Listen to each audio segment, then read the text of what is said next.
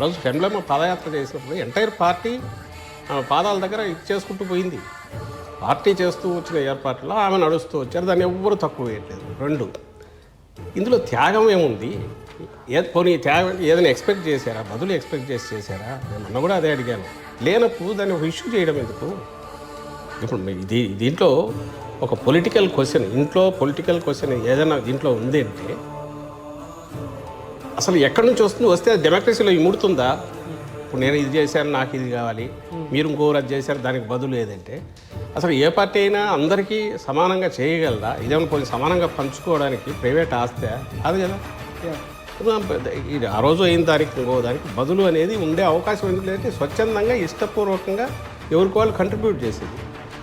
అందులోనూ ఆయన నాయకత్వంలో ఆయన మార్గనిర్దేశంలో జరిగింది.